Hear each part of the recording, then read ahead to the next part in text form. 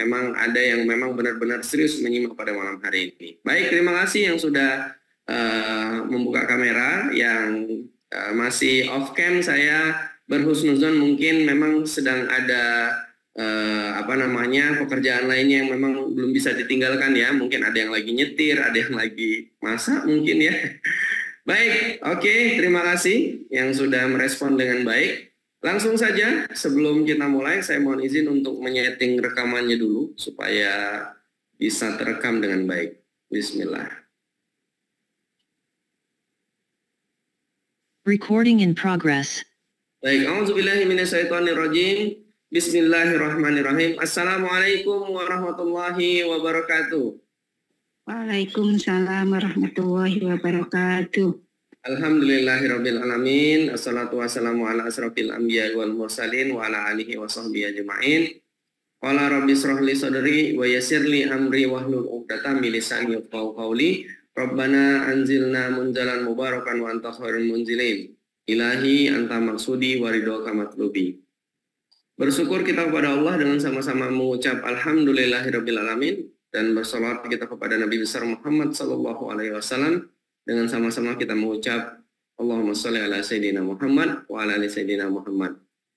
Mari kita awali majelis ilmu pada malam hari ini dengan sama-sama melafazkan ta'awuz dan basmalah. A'udzubillahi minasyaitonirrajim. Bismillahirrahmanirrahim. Pertama, saya ingin menyampaikan apresiasi yang sebesarnya ya, turut berbahagia, berbangga pada malam hari ini bisa jumpa lagi kita silaturahim walaupun hanya lewat online ya. Dalam kajian ilmu waris yang pada malam hari ini insya Allah akan disampaikan oleh Ustadz Dr. Haji Ahmad Jalaluddin LCMA. Nah, yang kita sudah sama-sama tahu bahwasanya belajar ilmu waris ini amat sangat penting gitu ya. Kenapa? Mungkin banyak yang lebih tahu bahwasannya belajar ilmu waris ini hukumnya wajib gitu ya. Ya meskipun para ulama memandang hukum belajar ilmu waris ini adalah fardu kifayah, bukan fardu ain gitu ya. Nah, tapi bukan berarti kita enggan untuk mempelajarinya dengan alasan toh sudah ada ustadz atau pengadilan agama yang akan menyelesaikan nantinya gitu ya. Nah, sebab fakta di lapangan itu memang menunjukkan keawaman muslim dalam ilmu waris ini seringkali menimbulkan masalah terutama dalam keluarga. Nah, mungkin beberapa yang hadir juga sedang mengalami ini gitu ya. Nah, makanya mau belajar gitu ya. Nah, karena ketidaktahuan terhadap hukum waris ini, seringkali ada bagian anggota keluarga yang merasa berhak atas warisan padahal dia tidak termasuk ahli waris. Atau ada orang tua yang berwasiat tetapi wasiatnya keliru karena kejahiliannya tentang hukum waris ini, ketidaktahuannya gitu ya. Nah, selain itu juga Rasulullah Shallallahu alaihi wasallam juga menyebut bahwasanya ilmu waris adalah separuh ilmu agama. Nah, ini saking pentingnya ilmu yang akan kita pelajari pada malam hari ini Bapak Ibu. Ya, jadi ilmu itu ada 3. Selain yang 3 hanya bersifat tambahan atau sekunder, yaitu ayat muhkamah yang jelas ketentuannya, sunnah yang tegak, dan faraid yang adil. Hadis riwayat Abu Daud dan Ibnu Majah gitu ya. Nah, jadi dari apa yang saya sampaikan barusan ya kita sama-sama tahu bahwasannya apa yang akan kita pelajari pada malam hari ini amat sangat penting gitu ya. Nah, sudah siap belajar semuanya? Materi pada malam hari ini ya insya Allah akan disampaikan, sekali lagi saya sampaikan akan dibawakan oleh Ustadz Dr. Haji Ahmad Jalaluddin LCMA. Nah, sebelum kita hadirkan beliau, saya mohon izin untuk menyapa beliau terlebih dahulu, memastikan gambar dan suaranya juga sudah cukup jelas. Assalamualaikum Ustaz. Waalaikumsalam warahmatullahi wabarakatuh. Masya Allah. Baik, kalau di perangkat saya gambar dan jelas? juga sudah jelas. Jelas Ustaz, insya Allah. Kalau di kawan boleh diketik di kolom komentar ya kondisi suara dan gambarnya dari pemateri kita. Baik, karena di perangkat saya sudah cukup jelas, mungkin langsung saja ya. Kita akan masuk ke pemateri yang akan dibawakan oleh Ustadz Jalal. Dengan segala hormat kepada Ustadz, kami persilahkan. Baik, terima kasih Bang Ican. Barakallahu fikum. Bismillahirrahmanirrahim. Assalamualaikum warahmatullahi wabarakatuh. Alhamdulillahi Rabbil Alamin. Alhamdulillahi nahmaduhu wa nasta'inuhu wa nastaghfiruh. Allahumma salli wa sallim ala Sayyidina Muhammad wa ala alihi wa ashabihi wa manittabal huda. Yang saya hormati Bang Ican, Ayah Bunda, Abang Kakak, semua yang dirahmati Allah Subhanahu wa taala. Semoga malam ini penuh barokah. Semoga malam ini aman, besok pagi ada yang dinikmati, kemudian juga sore hari juga demikian, sehingga dunia ada dalam genggamannya, kata Rasulullah Sallallahu Alaihi Wasallam. Kita akan diskusi bersama tentang waris ini, walaupun sesungguhnya dewasa ini dengan kecanggihan teknologi Allah memberikan kemudahan kepada kita untuk menerapkannya. Sebetulnya tidak perlu mempelajari jelimet, cukup kemudian kita memanfaatkan beberapa aplikasi ini, dan ini juga pilihan-pilihan yang bagus di dalam pola penghitungan waris, ya, pola penghitungan waris. Tetapi ada hal yang penting sesungguhnya di balik syariat waris itu. Berharap apa yang kita lakukan betul-betul didasari oleh ilmu dan oleh pengetahuan. Termasuk juga yang perlu dipastikan adalah apa yang kita wariskan kepada anak dan keturunan kita memberi kebaikan bagi masa depannya. Sebab di dalam Al-Quranul Karim ada beberapa kasus, ya, di dalam pewarisan harta itu, dan ini juga terjadi di zaman sekarang, ternyata tidak semudah yang dibayangkan. Boleh jadi cara penghitungannya mudah sebab dibantu oleh aplikasi yang tersedia, tetapi ternyata pasca pembagian waris itu dilakukan atau sebelum waris itu dilakukan ternyata memunculkan persoalan. Sehingga seperti gambaran Al-Quran, ada anak-anak yang mewarisi harta orang tuanya, tetapi mereka tidak mewarisi cara orang tuanya di dalam mengelola harta itu. Mereka mewarisi harta dan kekayaan ayah bundanya, tetapi mereka kemudian kehilangan pemersatu dalam kehidupan bersaudaranya. Dan yang demikian tidak diinginkan tentunya, sebab nilai persaudaraan lebih penting dibanding dengan harta yang diterima melalui sistem waris ini. Hadirin yang dirahmati Allah Subhanahu wa taala, bahwa faktor terpenting dalam waris ini adalah ada harta yang diwariskan, ya.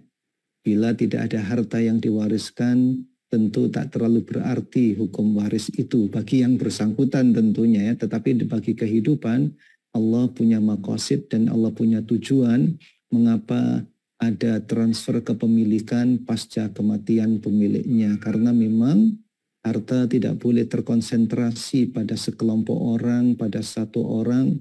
Harta itu harus diputar, pemiliknya dipaksa saat masih hidup harus memutarnya dengan aktivitas konsumsi, donasi maupun investasi.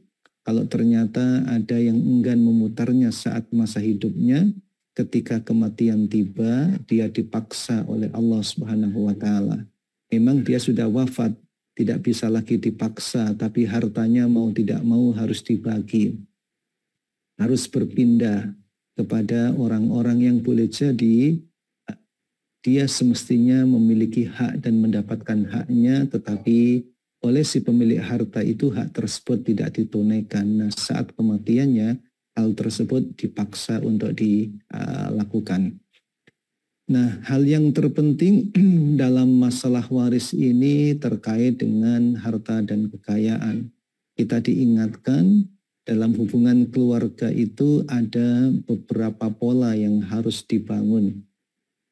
Interaksi suami, istri, anak, dan orang tua, kemudian juga saudara dengan saudara yang lainnya, ada pola-pola hubungan yang harus dibangun sesungguhnya. Tidak semata-mata harta dan kekayaan, tetapi ada hubungan spiritual, ada hubungan sosial, ada hubungan intelektual, dan juga ada hubungan material. Terlihat gambar ini ada pemilahan-pemilahan, tetapi dalam praktek saling terkait. Hubungan material bila tak diikat oleh ikatan spiritual memunculkan masalah. Hidup menjadi kering, hubungan antara orang tua dengan anak ibarat hubungan transaksional semata, harta yang dimiliki tidak memberi arti bagi kehidupannya. Khawatirnya, harta yang didapat yang semestinya menjadi modal berharga membangun kebahagiaan akhiratnya, tapi ternyata justru membuat gelisah dan masalah dalam kehidupan dunia maupun juga di akhirat kelak. Demikian pula hubungan sosial membutuhkan juga landasan spiritual, hubungan orang tua dengan anak juga penting, hubungan intelektual. Orang tua tak semata-mata mewariskan harta kepada anak-anaknya, tetapi bagaimana cara orang tua menjaganya itu juga bisa diwarisi oleh putra-putrinya. Ada satu kisah nyata, ini diceritakan oleh orang pakar parenting ya, Dr. Muhammad Khair Ash-Sha'al, beliau dari Syria. Beliau memiliki seorang teman, seorang ahli kaligrafi, kemudian juga pengusaha terkenal, dan beliau sangat piawai dengan profesinya itu, bahkan terkenal hingga luar negeri. Selama 40 tahun dia berbisnis dengan memberikan jasa dan layanan pembuatan kaligrafi itu. Suatu saat ketika beliau wafat, perusahaannya diwarisi oleh anaknya, bisnisnya diwarisi oleh anaknya. Tetapi anak ini tidak mewarisi cara orang tuanya di dalam memberikan layanan dan jasanya kepada para kliennya ini. Kalau ayahnya biasanya memulai waktu kerjanya di pagi hari, kemudian juga berakhir di sore hari, terus kemudian selalu menepati janji di dalam melayani para customernya, tapi ternyata saat wafat usaha ini dilanjutkan oleh anaknya. Anaknya berbeda. Si anak ini kalau mau buka usahanya ini asal-asalan. Kalau lagi mood dia membukanya, kalau tidak ya dia akan menutupnya, dan juga tidak selalu tepat waktu ketika berjanji kepada para customernya. Lama-kelamaan usaha ini kemudian gulung tikar, dan ternyata usaha yang dirintis oleh ayahnya selama 40 tahun tadi menguap begitu saja di tangan anaknya. Nah, ini gambaran bahwa tidak terjadi transfer intelektual ya terkait dengan pengelolaan harta dan kekayaan. Dan ternyata dalam Al-Quran pun juga ada cerita yang demikian yang nanti akan saya sampaikan. Bapak Ibu hadirin yang saya hormati, terkait dengan pewarisan harta ini di dalam Al-Quranul Karim maupun hadis Nabi SAW serta praktek para tabi'in ya, ada beberapa contoh yang berbeda ya. Kalau di dalam surat Al-Kahfi ayat 82 ada cerita seorang ayah atau orang tua menyiapkan harta untuk masa depan anaknya.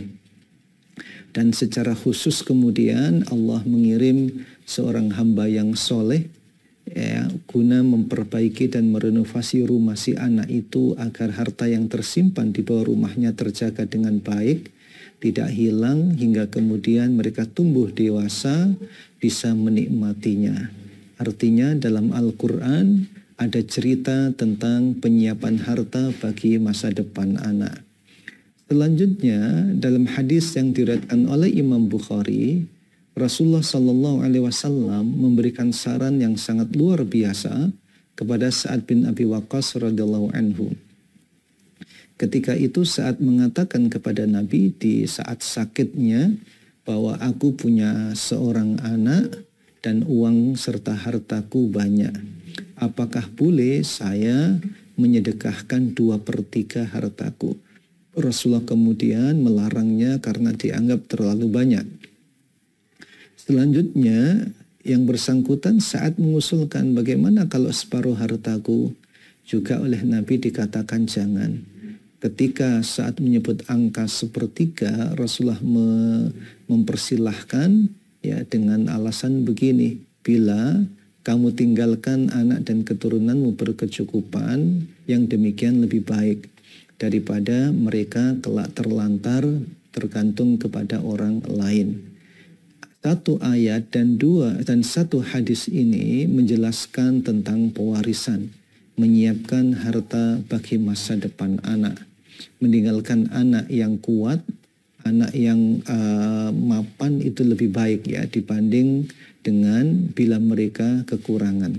Tetapi Rasulullah Shallallahu Alaihi Wasallam dalam hadis yang diriwayatkan oleh Imam Muslim diceritakan bahwa beliau tidak mewariskan harta, sehingga ketika beberapa istri beliau meminta kepada Utsman bin Affan untuk mendatangi Abu Bakar dan menanyakan tentang hak warisnya dari Rasulullah, Aisyah radhiyallahu anha mengingatkan bahwa Rasulullah menyatakan kami para nabi ini tidak mewariskan. Kalau toh ada harta yang ditinggal, maka yang demikian adalah sedekah. Rasulullah tidak meninggalkan warisan. Kemudian ada kisah yang menarik diceritakan di dalam kitab Silsilah Mashabihul Huda. Ya, di situ ada kisah Umar bin Abdul Aziz ditanya oleh Maslamah bin Al-Walid bin Abdul Malik. Ya. Pertanyaannya begini, kenapa engkau tidak mewasiatkan atau tidak meninggalkan harta untuk anak-anakmu? Umar bin Abdul Aziz memberikan jawaban, apa kamu memaksaku untuk mengambil dari Baitul Mal guna aku berikan pada anak-anakku? Ketahuilah inkanu solihina fallahu yatawallas solihin. Kalau sekiranya anakku baik, Allah pasti menjaminnya. Inkanu ghaira dzalik, kalau ternyata mereka tidak soleh, falan atruka ma yasta'inuhum ala ma'siyatillah. Aku tidak meninggalkan harta yang akan digunakan oleh mereka untuk bermaksiat kepada Allah Subhanahu wa taala. Jadi meninggalkan harta diperkenankan oleh Al-Qur'an, juga dalam hadis Nabi sallallahu alaihi wasallam juga demikian, tapi Rasulullah tidak mewariskan harta bagi anak dan keturunannya. Dan juga satu hal penting yang kita catat dari dialog Umar bin Abdul Aziz tadi itu, ada kekhawatiran bila harta yang ditinggalkan ternyata digunakan untuk maksiat kepada Allah Subhanahu wa taala. Ayah bunda, dalam Al-Quran itu diceritakan begini, ada beberapa penerima harta dari orang tua. Ternyata ada sikap yang berbeda. Tadi salah satunya sudah saya ceritakan ya dalam Al-Kahfi ayat 82. Tapi ada cerita lain dalam surat Al-Qalam ayat 17 ayat 33. Seorang ayah, kalau dalam cerita Ibnu Abbas radhiyallahu anhuma itu ya, orang ayah, beliau itu sangat dermawan bila panen, punya kebiasaan melibatkan masyarakat untuk membantunya. Persis seperti yang dipraktekkan oleh masyarakat kita ya. Di desa-desa itu kalau mau panen, tetangga-tetangga atau orang fakir miskin atau para buruh tani turut serta memanen dan mereka nanti akan mendapatkan bagian. Kalau dalam bahasa Jawanya itu mendapatkan bawon ya, istilahnya seperti itu, mendapatkan jatah. Tetapi ketika pengelolaan jatuh ke tangan anak-anaknya, di antara mereka merencanakan begini, besok kita akan panen, kita akan berangkat pagi-pagi agar datang lebih awal ke kebun, kemudian nanti kita tutup kebun itu agar orang fakir miskin tidak ikut masuk dan nanti mereka tidak mendapatkan bagian. Nah, rencana itu ternyata mereka tunaikan, mereka praktekkan, dan ternyata Allah Subhanahu wa taala punya kehendak lain. Saat mereka tiba di depan kebunnya, menyaksikan kebunnya hangus, dimusnahkan oleh Allah Subhanahu wa taala.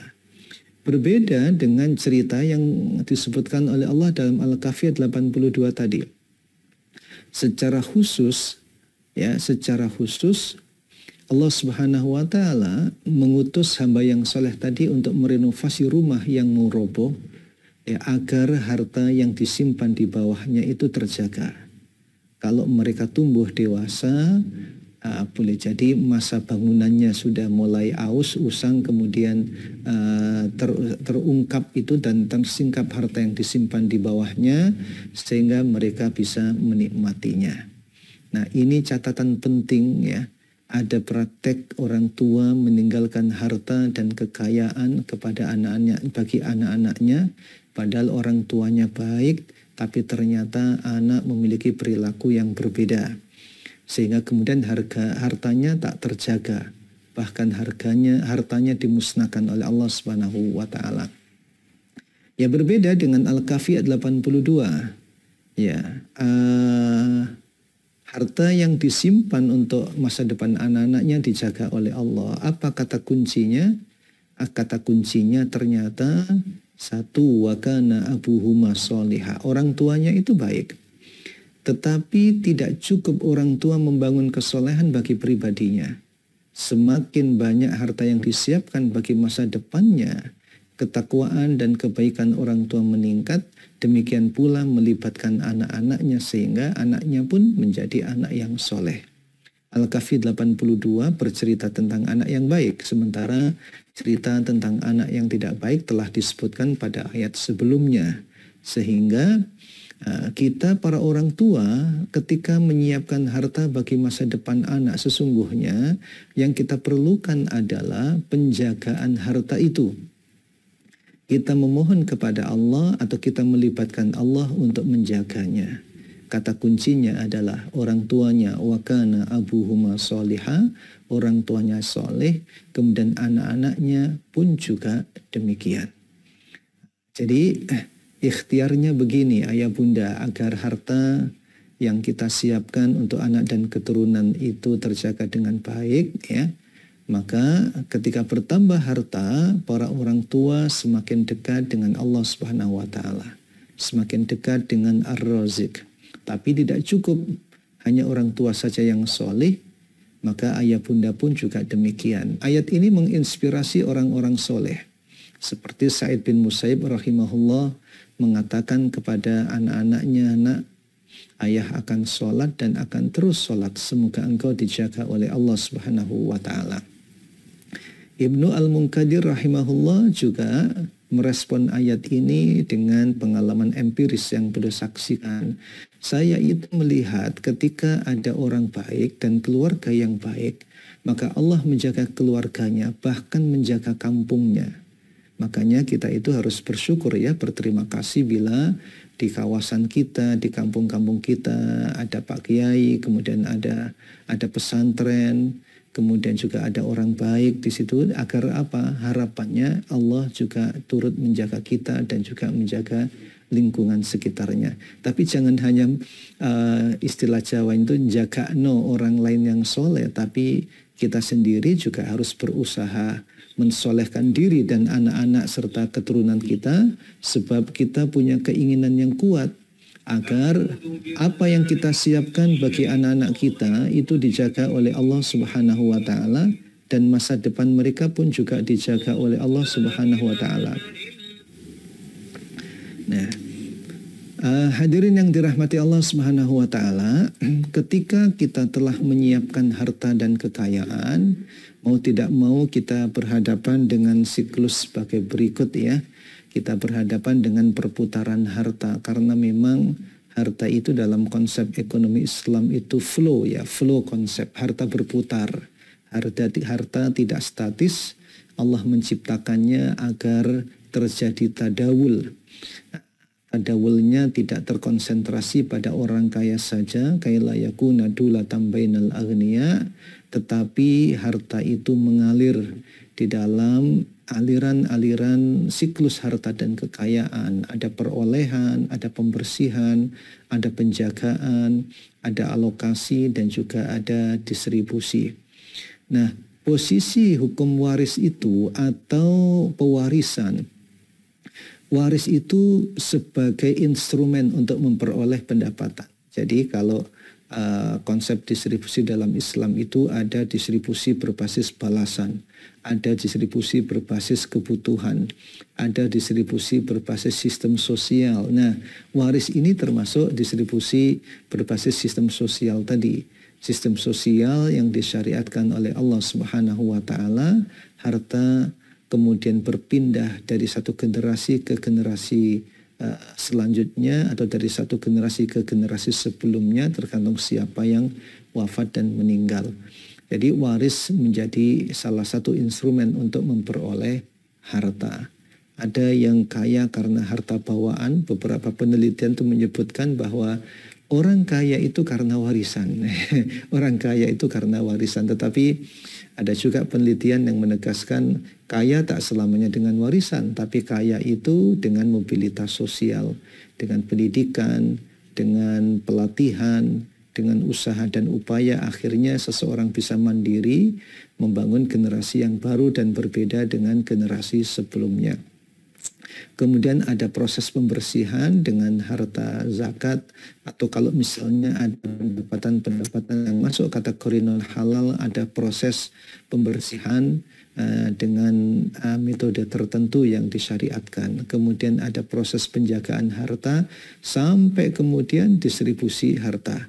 Distribusi ketika seseorang masih hidup atau distribusi ketika seseorang sudah wafat. Dan di situ posisi hukum waris itu. Selanjutnya, waris dalam Islam ini memiliki maslahah yang luar biasa. Di situ terkandung atau terrealisir maqasid syariah atau tujuan Allah Subhanahu wa taala di balik syariat tentang harta dan kekayaan itu. Waris mendatangkan manfaat ya atau maslahah, di antaranya maslahah bagi individu. Nah, maslahah bagi individu itu maksudnya begini, bahwa dengan adanya syariat waris, seseorang terdorong untuk produktif. Bahkan dia kemudian bergerak dan juga beraktivitas dengan prinsip saya bekerja berdasarkan kekuatan, tidak berdasarkan kebutuhan, ya. Bekerja berdasarkan kekuatan dan tidak berdasar kemampuan, tidak berdasarkan kebutuhan. Maksudnya begini, kalau saya bekerja dengan basis kebutuhan, saya akan mengatakan butuh saya cuma sekian. Kalau butuh saya cuma sekian, ngapain saya repot-repot dan capek-capek mencari lebih? Itu kalau berbasis kebutuhan. Tetapi ajaran Islam mengajarkan ketika kita mencari harta, jangan hanya berpikir untuk dirimu. Jangan hanya berpikir untuk kekinian dan kedisinian, tetapi pikirkan untuk masa depan anak-anak dan keturunanmu. Seperti pesan Nabi pada saat tadi, bila kamu tinggalkan mereka dalam keadaan berkecukupan, maka yang demikian lebih baik. Demikian pula maslahah untuk keluarga. Ya, maslahah untuk keluarga. Nah, maslahah untuk keluarga bahwa anak yang mewarisi sifat, karakter, dan juga perilaku orang tuanya sudah selayaknya dan sepantasnya mereka juga mewarisi harta dan kekayaan orang tua, sehingga keluarga lebih berhak dibanding dengan orang lain. Dan seseorang tidak bisa menggugurkan karib kerabatnya dari hak waris tanpa ada sebab-sebab syar'i yang memang menggugurkannya.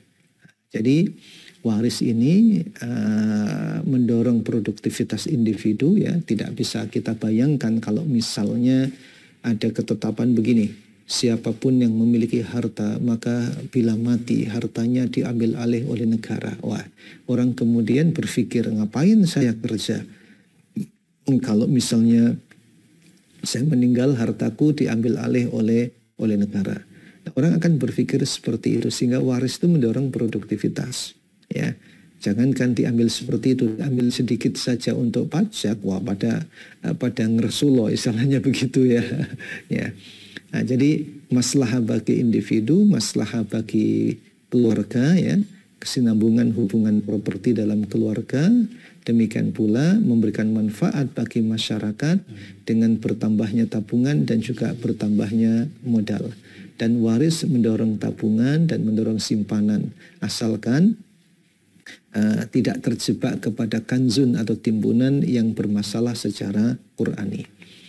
Selanjutnya, Bapak Ibu, Abang Kakak, hadirin yang dirahmati Allah Subhanahu wa taala, Syariat waris di dalam Islam itu dipraktekkan atas dasar-dasar seperti ini. Atau ada beberapa konsideran, ada beberapa iktibarat istilahnya ya.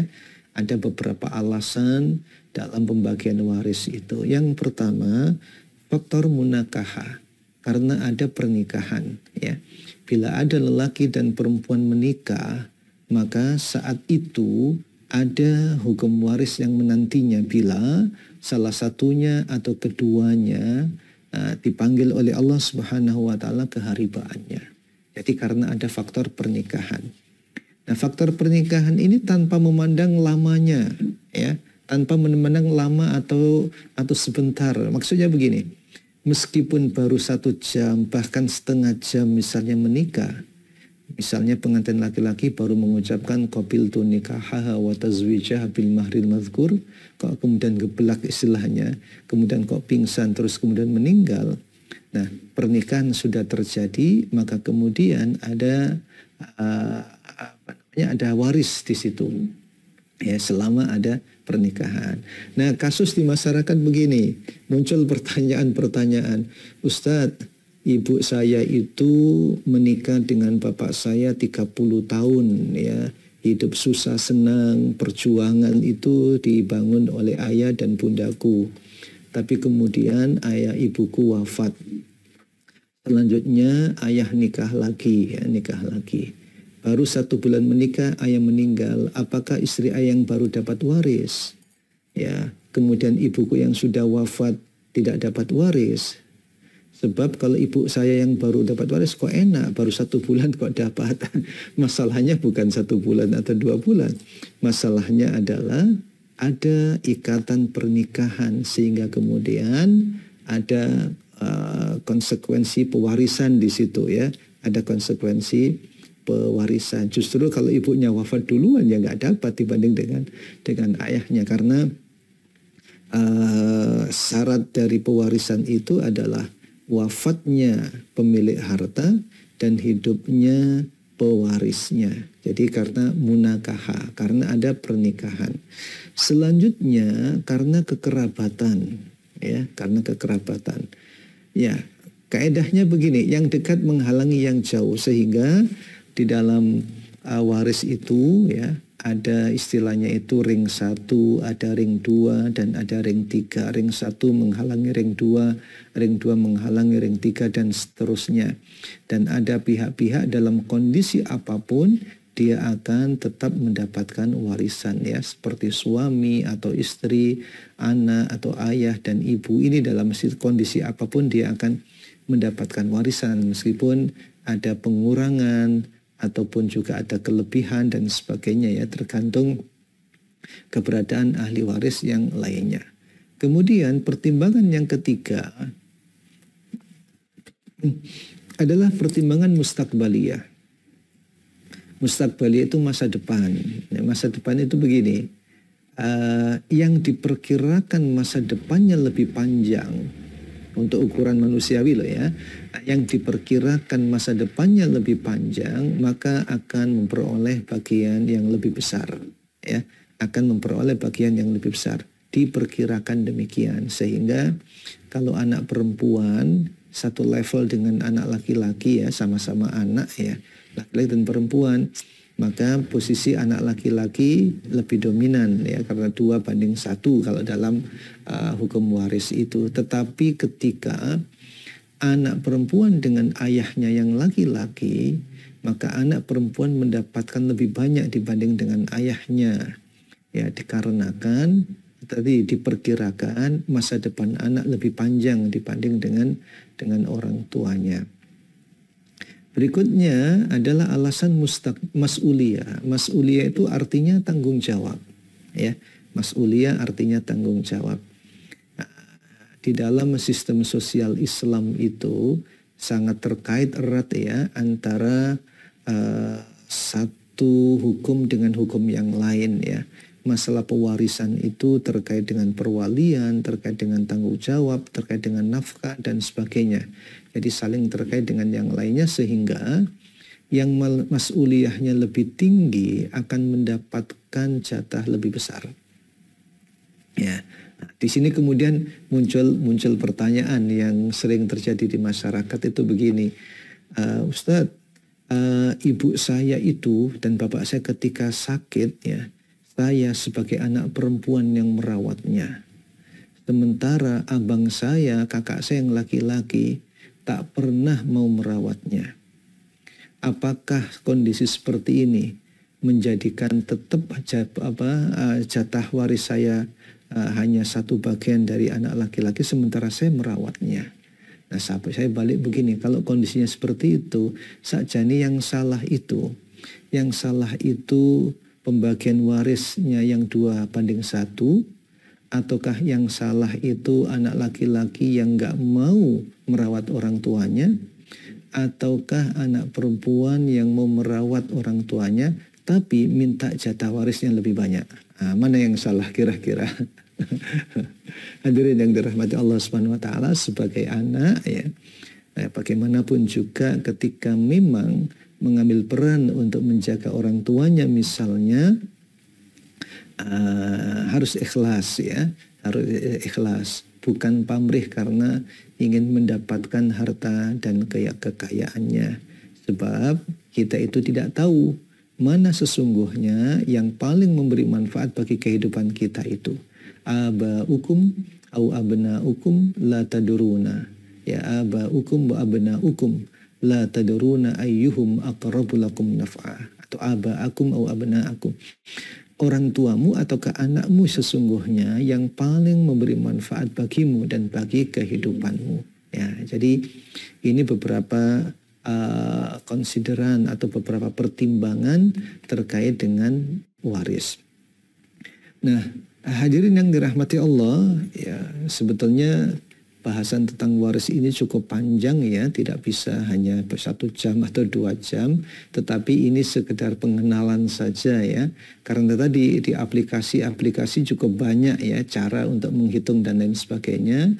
Walaupun bila kasus-kasusnya sudah lama, tidak mudah kemudian menggunakan aplikasi itu, harus ada perinciannya. Tetapi yang penting adalah kita memahami dasar-dasar filosofinya. Kita juga kemudian memahami nilai-nilai yang terkait dengan harta dan kekayaan yang akan kita wariskan tadi.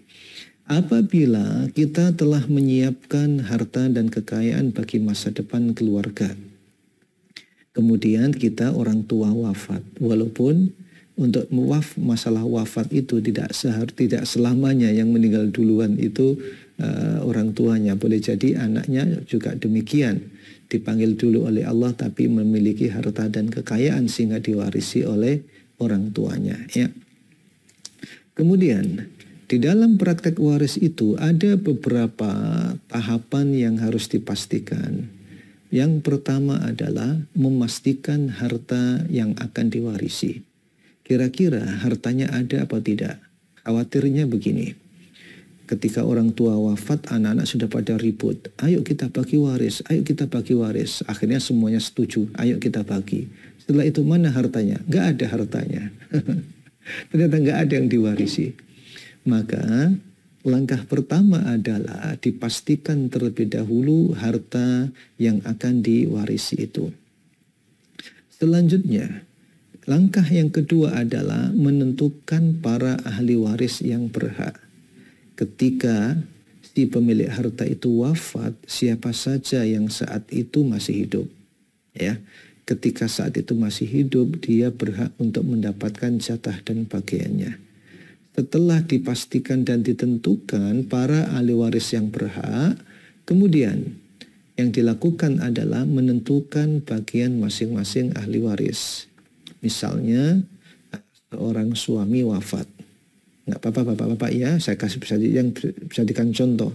Suami dulu yang wafat, nanti kalau misalnya protes nanti kita hidupkan lagi suaminya untuk kemudian istrinya yang kita wafatkan ya. Sekarang contoh, suaminya wafat. Nah, ketika suami wafat kemudian dipastikan siapa yang masih hidup pada saat itu dari ring satunya. Ayahnya kah, ibunya kah, istrinya kah, dan anak-anaknya. Oke, Setelah ditentukan ahli waris yang berhak, baru kemudian menentukan bagian masing-masing ahli waris. Oh, ayahnya mendapat sekian, ibunya dapat sekian, anak-anak dapat sekian, dan seterusnya. Baru kemudian dilakukan pembagian harta waris. Nah, sebetulnya tadi sudah Bang Ican singgung tadi. Gampang saja sih sebetulnya datang ke pengadilan agama, nanti kemudian minta bantuan cara menyelesaikannya, ya gampang ya. Tapi hadirin yang dirahmati Allah SWT, ada peluang ya, ada peluang yang lebih mudah dari itu bila ya dengan memusyawarahkan dengan keluarga, kemudian membagi sesuai dengan kaidah-kaidah syar'i yang ada, itu lebih cepat dan lebih bagus ya. Ini tahapan-tahapannya, memastikan harta yang akan diwarisi. Untuk memastikan harta yang akan diwarisi, diantaranya adalah memastikan harta apa yang ditinggalkan, untuk kemudian ada perlakuan bagi harta yang ditinggalkan itu. Di antaranya untuk biaya penyelenggaraan jenazah, kemudian juga untuk pelunasan hutang si mayit. Ini didahulukan ya sebelum pembagian harta waris. Karena pernah saya mendapatkan kasus itu, pertanyaan disampaikan oleh seorang teman, Ustadz, saya itu menghutangi teman saya. Ya, ternyata dia belum melunasi, terus kemudian wafat, dipanggil oleh Allah SWT. Setelah wafat, aset-aset beliau dijual oleh anak-anaknya. Kemudian mereka membagi harta sebagai warisan.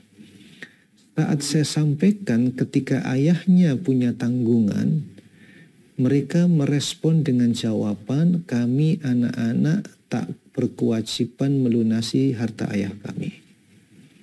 Padahal ya, seharusnya dari harta orang tuanya tadi digunakan terlebih dahulu untuk melunasi hutang-hutangnya.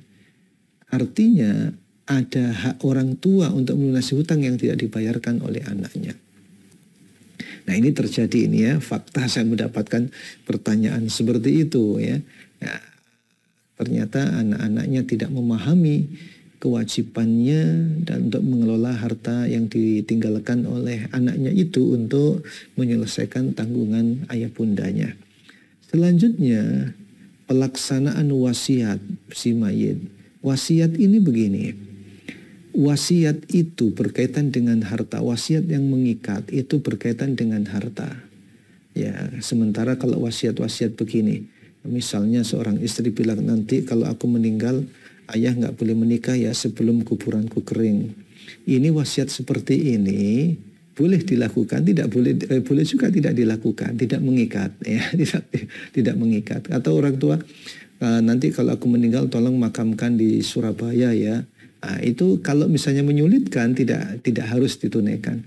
Tetapi wasiat yang mengikat itu berkaitan dengan harta dan kekayaan.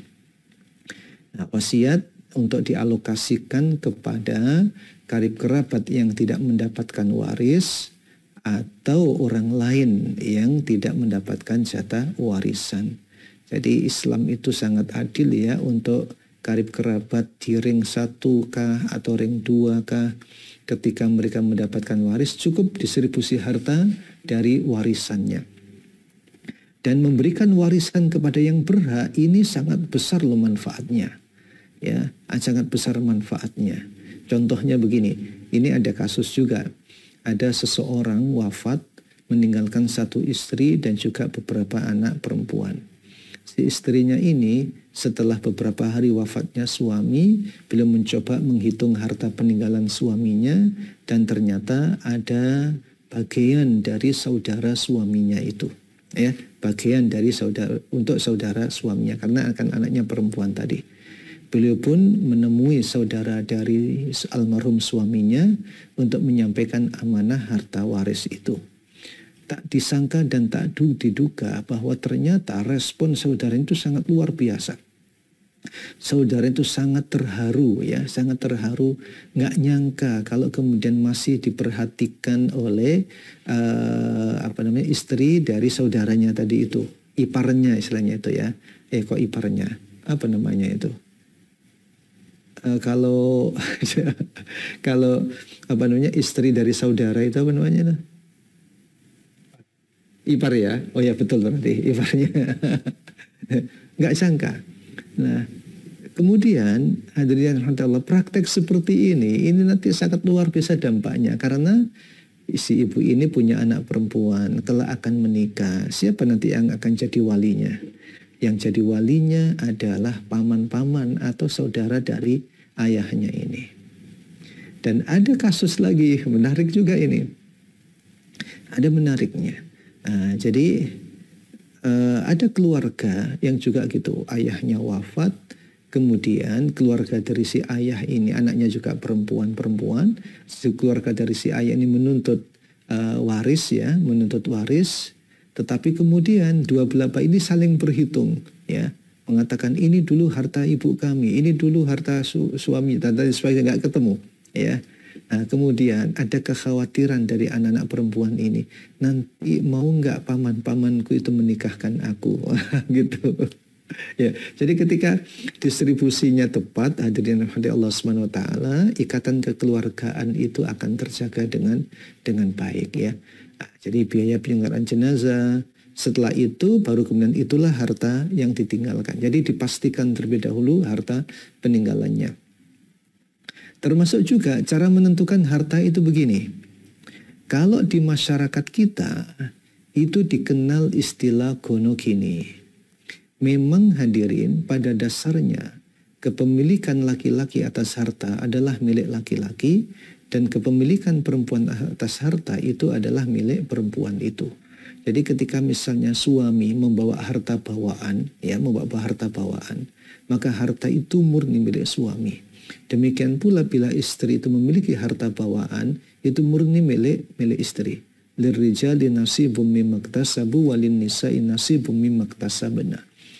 Tetapi ada satu peristiwa dalam rumah tangga itu, apalagi zaman sekarang ya. Zaman sekarang itu beda dengan dulu. Kalau dulu lebih dominan yang melakukan aktivitas ekonomi itu para suami. Tapi dewasa ini suami istri seringkali bekerja bersama. Dan kemudian harta yang diperoleh berdua itu sudah mencampur jadi satu. Ya. Jadi gaji suami sudah dipegang oleh istri, kemudian atau kalau tidak demikian juga transfernya ke istri dan lain sebagainya.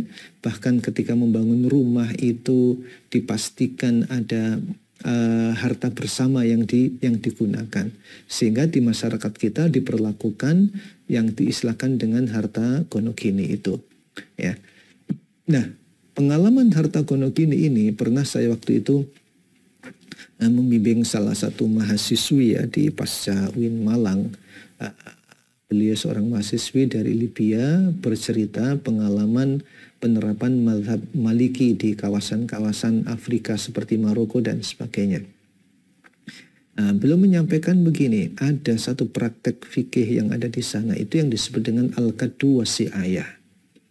Kalau bagi masyarakat Indonesia, praktek gonogini itu dianggap praktek budaya, didasarkan pada adat dan kebiasaan.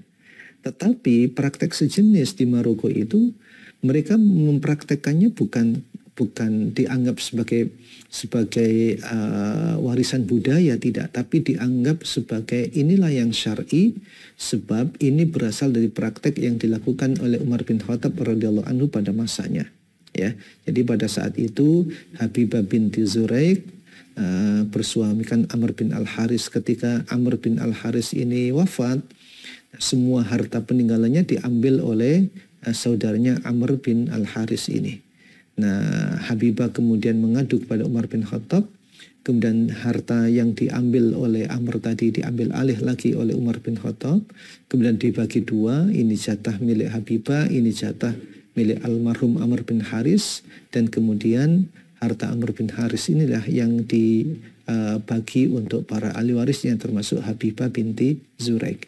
Nah, ini adalah praktek al-qaddu wasi'ayah yang mirip dengan praktek gonogini di Indonesia. Artinya bila suatu keluarga itu mempraktekkan gonogini boleh-boleh saja. Saya punya teman saya ini seorang pengusaha, istrinya tidak bekerja. Beliau berinisiatif untuk membagi harta beliau itu diparuh gitu nggih, paron dengan istrinya. Tapi istrinya nggak mau. Istrinya nggak membolehkan biar tetap menjadi hak milik suaminya. Tapi kemudian tanpa sepengetahuan istrinya, suami ini datang ke notaris, di situ membuat catatan bahwa separuh dari hartaku adalah milik istriku dan separuhnya adalah milikku. Nah, itu serba-serbi ya yang terjadi di masyarakat ketika menentukan harta yang ditinggalkan.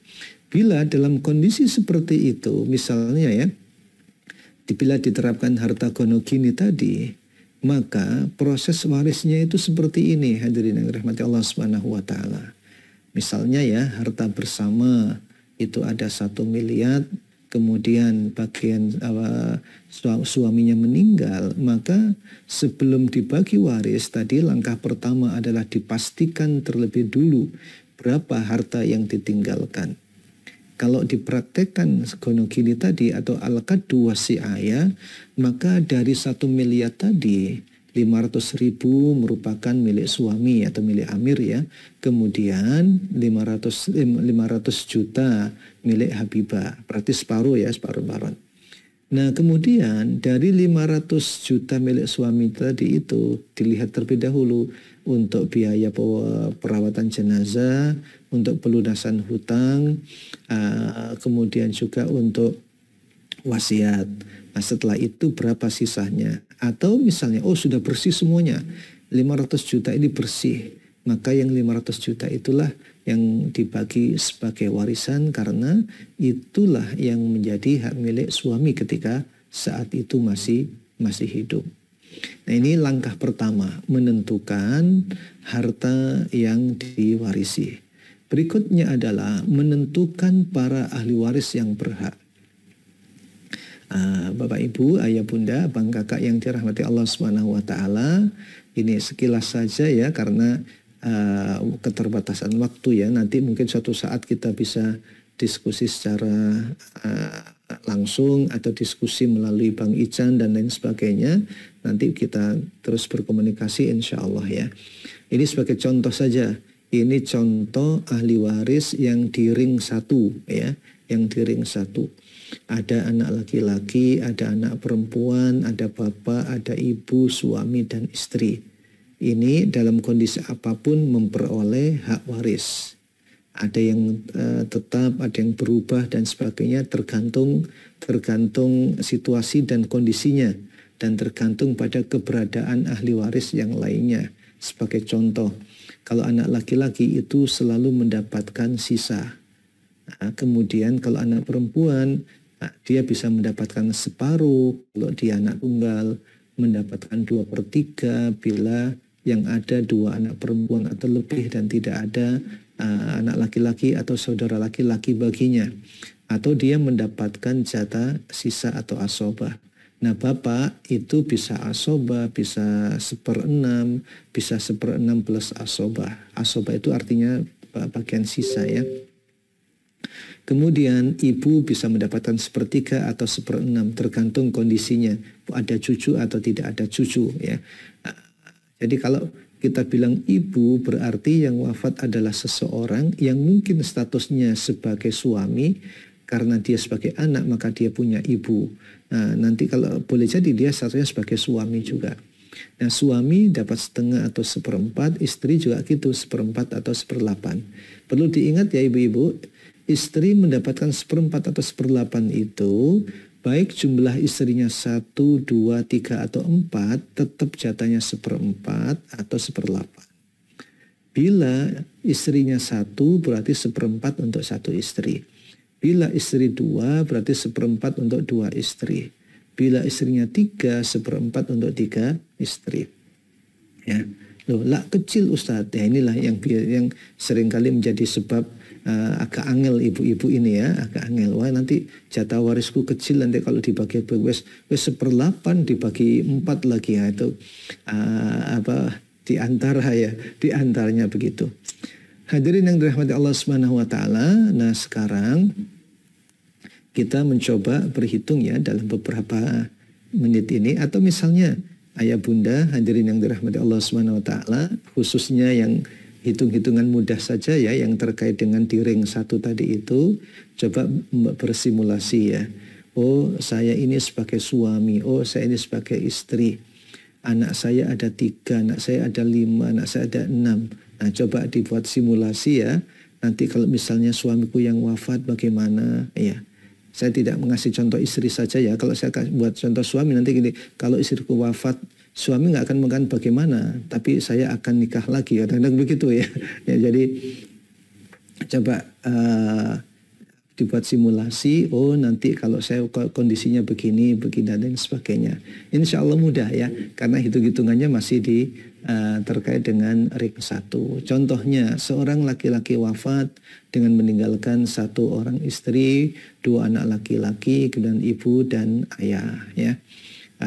Kemudian penghitungannya bagaimana? Tadi langkah pertama adalah harta dipastikan terlebih dahulu, harta peninggalannya ya. Mana harta suami atau mana harta istri.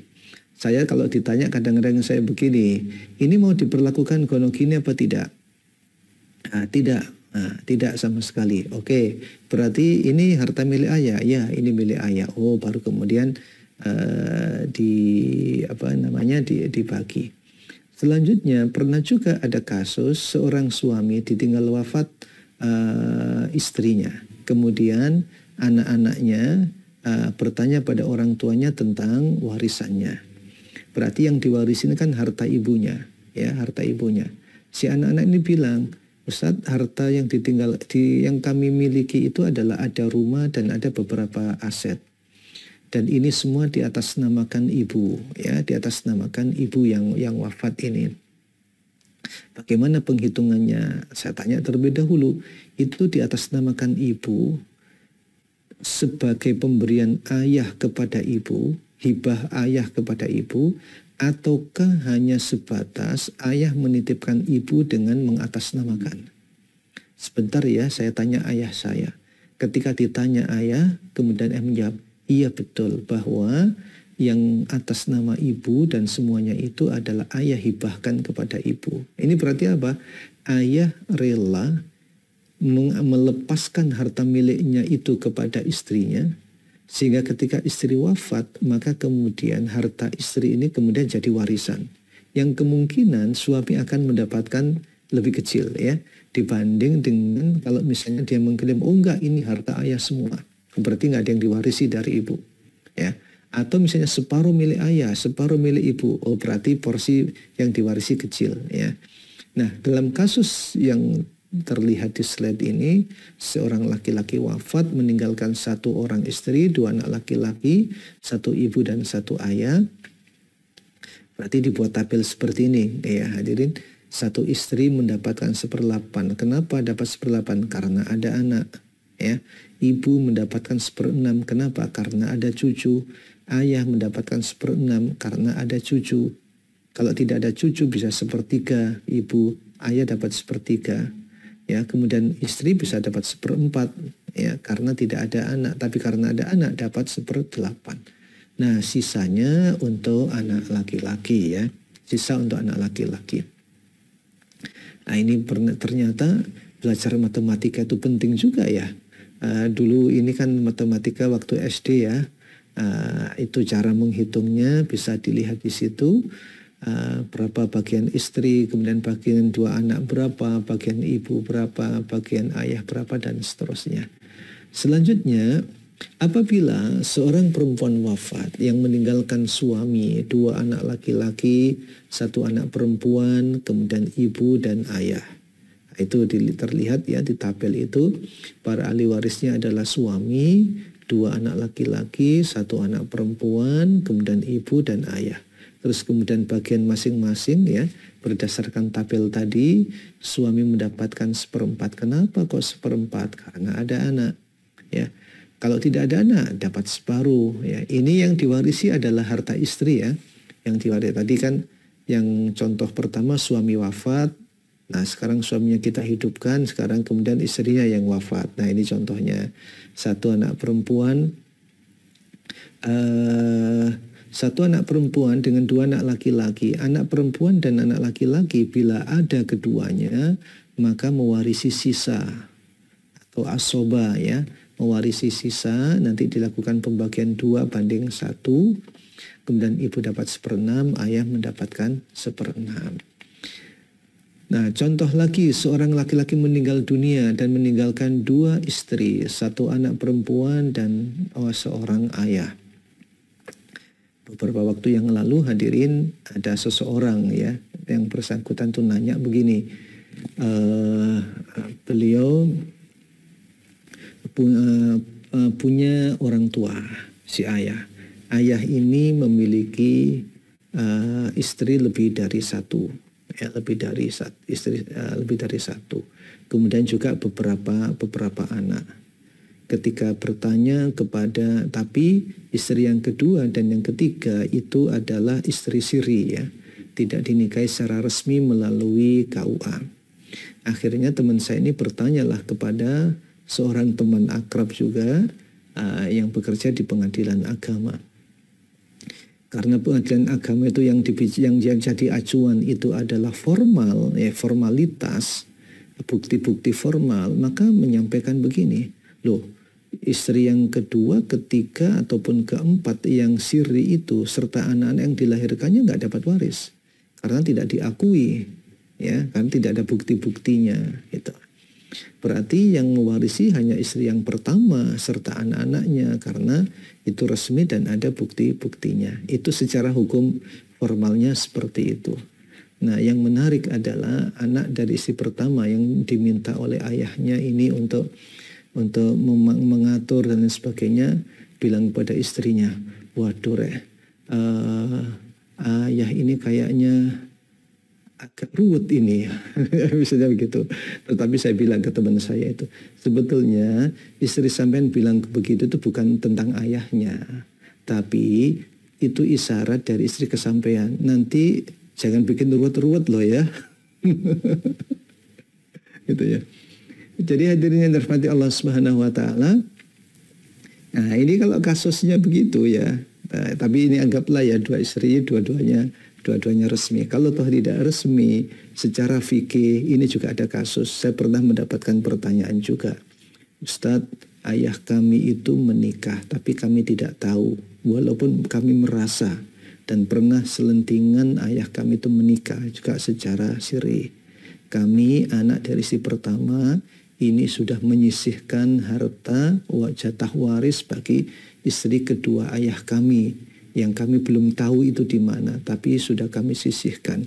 Bagaimana caranya? Sementara ketika kita cari-cari nggak ketemu, nggak ketemu dan sebagainya. Nah, itu dinamika ya yang ada di masyarakat, masya Allah luar biasa. Sehingga hadirin yang dirahmati Allah Subhanahu wa taala, ini saya pesankan ya kepada para ayah, pada para suami yang memiliki istri lebih dari 1 dan sebagainya, resmikan. Nah, harus ada bukti-bukti yang otentik, bukti-bukti yang konkret ya, agar nanti tidak ada konflik dan agar hak-hak keluarganya bisa tersalurkan dengan baik dan tidak ada hak-hak yang diingkari. Nah, kalau misalnya contohnya seperti ini kasusnya ya, laki-laki meninggal dunia dan meninggalkan 2 istri, 1 anak perempuan dan seorang ayah. Gini, tadi sudah saya kasih tahu, kalau saya sampaikan bahwa 1/4 itu untuk 1 istri atau 2 istri, 1/8 itu untuk 1 istri atau dibagi untuk 2 istri, 3 istri, 4 istri dan lain sebagainya. Ini contohnya. Dengan 2 istri jatahnya 1/8, berarti tetap 1/8 itu dibagi untuk 2 orang. Ya, 1 anak perempuan mendapatkan separuh berdasarkan tabel-tabel tadi ya. Nah, seperti ini contoh-contoh hadirin penghitungan sederhana ketika warisan ahli waris itu terbatas pada ring 1. Ya, memang ini kita tidak mendetail ketika ring 2 bagaimana dan lain sebagainya. Agar ayah bunda, abang kakak dan sebagainya itu bisa nanti belajar secara mandiri, menghitung sendiri Bila terkait yang agak susah itu ketika yang lama-lama ya, ketika kasusnya itu kasus lama, sehingga saran ulama mengatakan lebih cepat lebih bagus, itu bagian dari saran untuk menghindari konflik di masa lalu ya. Karena saya pernah juga berhadapan dengan kasus itu, orang meninggalnya sejak tahun 45, kemudian rumah perusahaannya cukup banyak, kemudian pengelolaannya berpindah-pindah dari saudara satu ke saudara yang lainnya, terus kemudian tidak ada kejelasan ini milik siapa dan lain sebagainya, berpindah karena sebab apa dan lain sebagainya, sehingga kemudian susah dan sulit dipertemukan untuk dilakukan pembagian. Saya kira ini ayah bunda, abang kakak yang dirahmati Allah SWT ya, semoga bermanfaat. Sesungguhnya syariat waris ini penting karena ini adalah hukum Allah SWT, tetapi lebih penting itu adalah menyiapkan harta untuk masa depan anak-anaknya. Tapi ketika mewariskan harta, jangan hanya harta yang diwariskan, tapi wariskan pula cara menjaga harta itu, cara mensyukurinya, cara memanfaatkannya, cara mengembangkannya, dan kemudian cara berbagi dengan sesama. Wallahu a'lam bishawab. Masya Allah, tabarakallah. Terima kasih Ustaz Jalal atas materi yang luar biasa, ya, menarik. Kalimat yang dipakai oleh pemateri kita untuk menutup materinya tadi, jangan hanya mewariskan hartanya, tapi juga wariskan juga bagaimana cara mengelolanya. Masya Allah. Baik, tanpa berpanjang lebar, ya, kalau kita lihat di kolom chat, Ustaz, ini sudah ada banyak sekali pertanyaan gitu ya. Yang terhitung di saya itu ada sekitar 5 pertanyaan ini Ustaz. Langsung saja ya Ustaz ya, Ana izin bacakan satu persatu biar bisa langsung kita bedah bagaimana jawabannya. Baik, yang pertama ini dari Bu Ulfa Aisyah. Bagaimana kalau warisan itu hanya diberikan kepada anak perempuannya saja, kedua orang tuanya waktu itu masih hidup dan langsung dibagikan kepada anak-anak perempuannya. Anak laki-laki tidak diberi. Bagaimana dengan yang demikian, Ustaz? Nah, silakan Ustaz.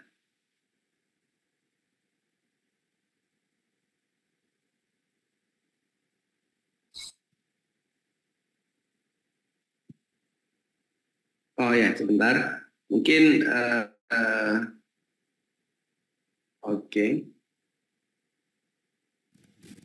Halo, ya baik. Ya. Terima kasih Bang Ican. Jadi begini, ketika kita bicara waris, maknanya adalah salah satu pihak wafat, pemilik harta itu sudah wafat, baru kita bicara waris dan disebut warisan. Ya. Tetapi ketika masih hidup, bahasa yang digunakan bukan bahasa warisan, dan harta yang diberikan juga bukan warisan. Ya, nah, ketika orang tua masih hidup, kemudian memberi kepada anak-anaknya, maka disebut dengan hibah. Hibah kepada anak. Ketika hibah kepada anak, ada ketentuannya, berbeda dengan warisan. Kalau warisan cukup rigid, Allah merincinya. Tetapi kalau hibah, kaedahnya adalah bila satu anak diberi, yang lain juga dikasih. Kaedahnya adalah persamaan. Nu'man bin Bashir radhiyallahu anhu pernah diberi oleh ayahnya harta, tapi ibunya protes. Ibu bilang kepada sang ayah, aku tidak rela kamu memberi Nu'man harta sebelum engkau menjadikan Rasulullah sebagai saksinya. Ayahnya pun menghadap Rasulullah dan bermaksud meminta beliau menjadi saksi. Tetapi Rasulullah bertanya begini, ya, pertanyaannya, apakah anakmu yang lain juga kamu beri? Nu'man mengatakan tidak. Akhirnya Rasulullah mengatakan, aku tidak mau menjadi saksi atas praktek yang tidak adil. Akhirnya pemberian kepada Nu'man dibatalkan. Nah, sehingga dari kisah ini para ulama yang mulia ya, para ulama yang luar biasa ya, para ulama mazhab itu berpendapat begini. Hibah kepada anak syaratnya harus sama. Sama dalam pengertian bila yang satu diberi, yang lain juga diberi. Dibolehkan bila salah satu diberi yang lain tidak, asalkan yang tidak diberi menyetujuinya dan menyepakatinya. Oke, baik. Kemudian berikutnya, bila dilakukan hibah harus sudah serah terima ketika masih hidup. Ya, contohnya ayah bunda masih hidup, yang satu dikasih tanah, yang lain dikasih rumah, yang intinya sama-sama diberi ya. Kemudian dilakukan serah terima. Serah terimanya ini bisa dengan menerima kuncinya misalnya, atau lebih baik kemudian diberi balik namanya. Nah itu lebih bagus ya. Tetapi begini dalam hibah itu, apabila salah satu anak yang tidak diberi tidak setuju, maka hibah tidak terjadi. Termasuk juga bila orang tua menghibahkan kepada anak, belum terjadi serah terima, kemudian orang tua wafat, maka hibah tidak terjadi. Yang harta yang mau dihibahkan tadi berubah kemudian menjadi warisan. Ya. Jadi dalam kasus yang ditanyakan tadi, ini masalah hibah bukan masalah waris, sebab orang tuanya masih hidup kemudian memberi anaknya. Ketentuannya seharusnya hibah itu sama diberikan pada semua anak, boleh tidak sama asalkan yang lain juga menyetujuinya. Dan harus dilakukan serah terima ketika masih hidup itu. Wallahu a'lam bishawab. Baik, Masya Allah. Mudah-mudahan terjawab ya Bu ya. Kita berlanjut ke pertanyaan kedua dari Pak Ruli. Ustadz, saya punya ipar perempuan. Sewaktu menikah, dia membeli rumah dengan harta waris orang tuanya, yang kemudian ditempati ipar saya dan suaminya. Kemudian ipar saya meninggal dan dia hanya meninggalkan suami dan tidak mempunyai anak. Apakah suaminya berhak mendapatkan bagian waris rumah ipar saya? Kemudian siapa saja ahli waris almarhumah ipar perempuan saya? Berapa bagian-bagian ahli warisnya? Silakan Ustaz. Ya baik, ini harus dirinci ya. Jadi begini, jadi yang saya pahami, si iparnya ini mendapatkan warisan dari orang tuanya, begitu ya? Ya. Nah, kemudian kalau mendapatkan warisan dari orang tuanya, berarti orang tuanya sudah wafat. Ya, ini perlu diperjelas terlebih dahulu. Yang wafat ini kedua-duanya atau salah satunya, ya, kedua-duanya atau salah satunya. Oke lah, anggaplah yang wafat adalah kedua-duanya. Nah, berarti yang diterima oleh si ipar tadi adalah harta pribadinya. Selanjutnya, harta pribadi ini ketika dia menikah ya, dibelikan rumah. Maka rumah itu adalah milik ipar panjenengan. Yang putri ya, milik ipar panjenengan. Ketika kemudian ipar ini wafat dan punya suami, siapa ahli warisnya? Ahli warisnya adalah suaminya. Tadi punya anak atau tidak? Nggak punya anak ya? Tadi saya agak terputus tadi itu. Tidak punya anak, Ustaz. Ya, oke, tidak punya anak. Berarti ahli warisnya adalah suaminya. Terus siapa lagi? Saudara dan saudarinya. Kan ayah ibunya sudah wafat ya. Maka ahli warisnya adalah satu, suami. Kemudian yang kedua, saudara dan saudarinya. Ya, nah ini juga harus dipastikan saudara-saudarinya ini laki-laki dan perempuan atau laki-laki saja atau perempuan saja. Anggap laki-laki dan perempuan. Maka suami akan mendapatkan separuh dari rumah yang ditinggalkan oleh ipar panjenengan tadi. Kok banyak Ustadz? Ya iya, memang banyak. Separuh ya. Karena tidak ada anak. Nah sisanya diwarisi oleh keluarganya, yang oleh saudara-saudaranya, yang laki-laki dan perempuan, ya, dengan pembagian 2:1, 2 bagian laki-laki dan 1 bagian perempuan. Seperti itu. Wallahu a'lam bishawab. Baik, kita berlanjut ke pertanyaan selanjutnya. Ustadz, ini dari Bu Hanisa. Mohon izin Ustadz, mau bertanya. Ada pernikahan yang dilakukan secara siri namun tidak dihadiri oleh wali perempuan. Yang menjadi wali nikah dan saksinya adalah orang yang tidak dikenal oleh yang bersangkutan, dalam kurung yang menikah. Beliau yang menjadi wali adalah seorang guru ngaji dengan saksi yang disiapkan guru ngaji tersebut guru ngaji tersebut diberi bisyarah atas mewalikan dan jasa mencarikan saksi-saksi nikahnya. Yang menjadi pertanyaan, satu, bagaimana hukum pernikahan tersebut? Yang kedua, bagaimana pembagian waris apabila suaminya meninggal dan dari pernikahan mereka lahir seorang anak laki-laki? Masya Allah. Pertanyaannya luar biasa nih Ustaz. Iya. Ya, jadi nanti terkait dengan warisannya ini berhubungan dengan hukum pernikahannya ini, ya, hukum pernikahannya itu. Kalau saya secara pribadi memang pernah ada kasus, saya punya teman kemudian menikah. Yang menikahkan ini bukan orang tuanya, padahal ayahnya, ya, padahal ayahnya itu ada, bukan ayah dari perempuan ini. Dan dia bercerita kalau yang menikahkan itu adalah seorang temannya yang ada di sana dan lain sebagainya, ya. Dan saya bilang, ketika saya juga diskusi dengan beberapa teman, kemudian juga bilang gini, sebaiknya antum nikah lagi dengan wali orang tuanya. Wong orang tuanya juga masih ada, ya. Karena yang berhak mendapatkan menjadi wali itu adalah orang tua, ya. Kalau misalnya orang tuanya tidak setuju misalnya, padahal sudah mendapatkan pasangan yang kufu dan juga pasangan yang baik, dan alasan orang tua juga alasan yang tidak syar'i, maka yang jadi wali itu adalah wali hakim, ya, bukan orang lain, ya. Yang jadi wali adalah wali hakim. Siapa wali hakim ini? Ya penghulu. Oh ya penghulu. Nah jadi jangan mudah-mudah ini bagi teman-teman yang lain, ya, jangan terlalu mudah melayani orang yang minta untuk dinikahkan sementara kita bukan walinya, ya, kita bukan walinya. Kalau saya secara pribadi berpendapat yang seperti ini tidak sah, ya. Ya.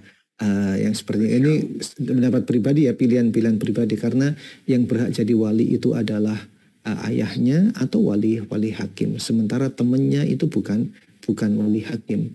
Walaupun ada juga yang berpendapat yang demikian itu sah, misalnya begitu, ya.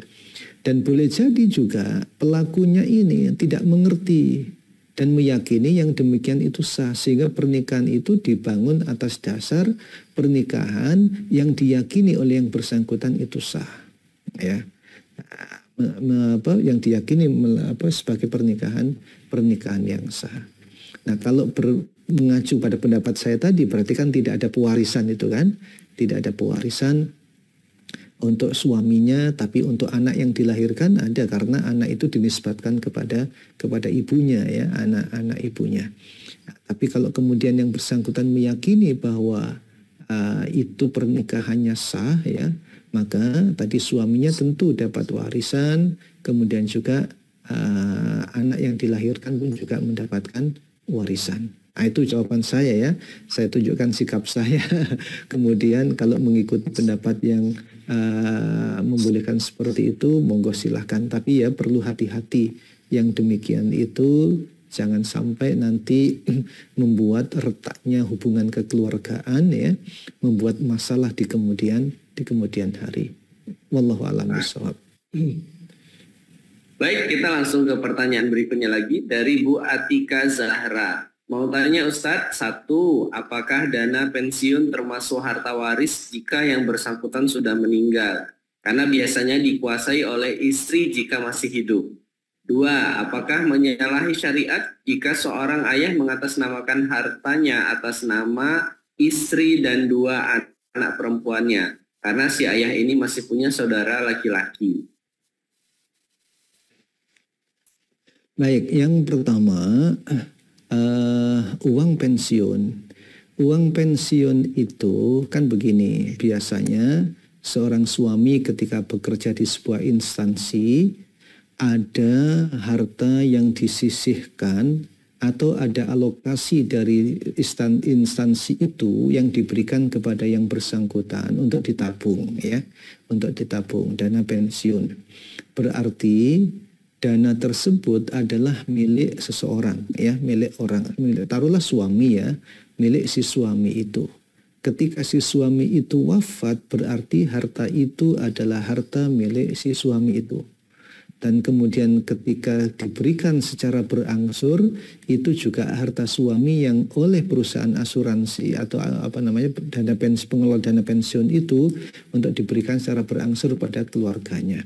Sehingga karena ini adalah harta suami dan atas nama suami, maka ini adalah harta waris. Nah, sebagai harta waris tentu dibagi berdasarkan warisan. Ibunya mendapat berapa, anak-anaknya mendapat berapa, ya. Kecuali apabila karena ada perusahaan tertentu yang punya ketentuan bahwa dana pensiun itu misalnya diperuntukkan sekian untuk istrinya, sekian untuk suaminya. Nah, bila ada ketentuan-ketentuan seperti itu, lain lagi ceritanya, ya. Nah, catatan saya begini terkait dengan pensiun, ini milik siapa dan atas nama siapa. Bila milik suami yang wafat tadi, maka menjadi harta warisan. Nah, itu pertanyaan yang pertama. Kemudian pertanyaan yang kedua, tadi Bang Ican apa Bang Ican? Apakah menyalahi syariat jika seorang ayah mengatasnamakan hartanya atas nama istri dan 2 anak perempuannya? Karena si ayah ini masih punya saudara laki-laki. Oke, jadi begini, ketika seorang ayah masih hidup, dia itu bebas. Bebas melakukan tindakan atas harta yang dimilikinya. Dia boleh menghibahkan kepada siapapun, ya, menghibahkan pada siapapun, apalagi hibah kepada istrinya dan hibah kepada anak-anaknya. Boleh-boleh saja. Jadi misalnya saya punya 2 kasus tadi, ya, sang ayah bilang, sudah rumah ini dihibahkan pada anak nomor 1, rumah yang ini dihibahkan untuk anak yang nomor 2, kemudian yang ini dihibahkan kepada istrinya. Nah, sehingga kemudian praktis si ayah ini memiliki harta yang dimilikinya tidak seberapa, ya. Yang demikian itu boleh-boleh saja. Jadi hadirin yang dirahmati Allah Subhanahu wa taala, apalagi kemudian ini kan juga untuk masa depan anaknya, ya, meninggalkan anaknya dalam keadaan kuat, mampu, itu lebih baik.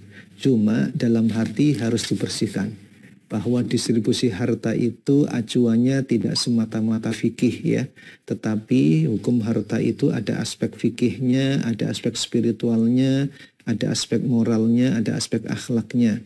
Apa maksudnya? Maksudnya kalau memang mau menghibahkan pada anak, ya hibahkan saja. Kepada istri, hibahkan saja. Jangan sampai terdetik di dalam hati, sudah hartaku saya hibahkan sekarang untuk anak-anakku saja, agar nanti nggak jatuh ke saudara-saudaraku. Nah, ini sudah dalam hatinya menginginkan memutuskan persaudaraan ini, ya. Nah, ada beberapa kasus memang, dan itu terjadi di masyarakat. Orang tua menghibahkan kepada anaknya, terutama ketika anaknya perempuan saja, menghibahkan kepada anak-anaknya, ya. Tadi itu karena khawatir nanti hartanya jatuh ke saudara-saudaranya. Nah, ini yang harus dihilangkan. Kalau mau menghibahkan saja monggo silahkan, tapi hati harus dibersihkan. Jangan ada kemungkinan kemudian ganjalan-ganjalan di hati terhadap saudaranya. Ya, ini seperti saya contohkan tadi. Ketika ada ganjalan dalam hati, misalnya tidak mau hartanya jatuh kepada saudara suaminya misalnya, ya, khawatirnya padahal anaknya perempuan saja. Nanti kalau anak perempuannya menikah sementara paman-pamannya nggak mau jadi wali bagaimana? Gitu ya. Gitu. Wallahu a'lam bishawab. Jangan sampai salah niat jadi, ya. Masya Allah. Baik, kita ke pertanyaan selanjutnya dari Bu Mukti Ningsih. Assalamualaikum warahmatullahi wabarakatuh. Mau bertanya Ustadz, bagaimana sikap seorang istri yang suaminya meninggal dunia dan belum membagi harta warisan kepada anak-anaknya? Disegerakan apa menunggu 1 tahun? Nah, ini Ustadz, ya, tentang waktunya Ustadz. Ya, baik. Tentang waktunya, ya, tentang waktunya segera lebih baik. Kalau toh misalnya segera nanti ini akan berdampak pada nanti misalnya rumah akan terpecah dan lain sebagainya, yang penting dilakukan pembagian terlebih dahulu. Apalagi kalau anak masih kecil-kecil, ya, itu perlu jelas. Anak yang masih kecil, oh misalnya istri jatahnya berapa, ya anak yang masih kecil berapa, dan harta anak ini kemudian dikelola oleh istrinya. istri yang memegang harta anak itu ada pesan, atau siapapun ya yang mengelola harta anak yatim yang masih kecil tapi mendapatkan harta banyak, harta yang banyak ya. Ada pesan dalam Al-Quran patut jadi pertimbangan. Surat An-Nisa ayat 5. Wala tu'tus sufaha'a amwalakumul lati ja'alallahu lakum qiyaman farzuquhum fiha waqsuhum. Terhadap sufaha, anak-anak kecil yang belum cukup umur, belum cerdas dalam mengelola harta, tapi mereka punya uang, hartanya itu jangan diberikan kepada mereka. Ya, harta ini dijadikan oleh Allah sebagai penopang hidupmu, sementara untuk anak-anak tadi, anak yatim yang masih kecil-kecil tadi itu, farzuquhum fiha waqsuhum. Beri mereka makanan, beri mereka pakaian dari hasilnya. Artinya apa? Allah mendorong ya, mendorong para pengelola harta anak yatim ini, apakah ibunya ataukah pamannya dan lain sebagainya, untuk memutarnya dan untuk menginvestasikannya. Untuk mereka sehari-hari beri dari hasilnya, bukan dari pokoknya. Agar nanti ketika mereka tumbuh dewasa, harta itu tersedia dan bisa dimanfaatkan bagi hidupnya. Ya, sebaiknya kalau menurut saya dibagi ya. Kemudian kalau toh misalnya tidak dibagi secara real begitu, tapi secara hitung-hitungan itu sudah disepakati bersama agar nanti tidak terjadi konflik di masa yang akan datang. Karena apa? Kalau belum dibagi, berikutnya langkah berikutnya. Dalam perjalanan waktu ternyata ada anak yang wafat padahal dulu dia semestinya dapat waris. Nah, khawatirnya nanti dia akan kehilangan hak pada saat itu karena belum dibagi. Nah, tadi kalau kemudian mereka tumbuh dewasa, harta belum dibagi waris, padahal dia sudah punya anak dan sebagainya. Nah, nanti kalau tidak hati-hati dan tidak diurut dengan teliti, ketika ini wafat siapa ahli warisnya, ketika yang kemudian yang kedua wafat siapa ahli warisnya, nanti khawatir akan salah di dalam proses pembagiannya yang berakibat hilangnya hak saudaranya. Wallahu a'lam bishawab. Baik, Ustadz, ini waktu sudah menunjukkan pukul 21 lewat 32 menit. Tapi masih ada 4 pertanyaan ini, Ustadz. Gimana kira-kira, Ustadz? Wah, ini kayaknya perlu dijawab secara pribadi aja Bang Ican ya, atau Bang Ican nanti yang jawab. Siap.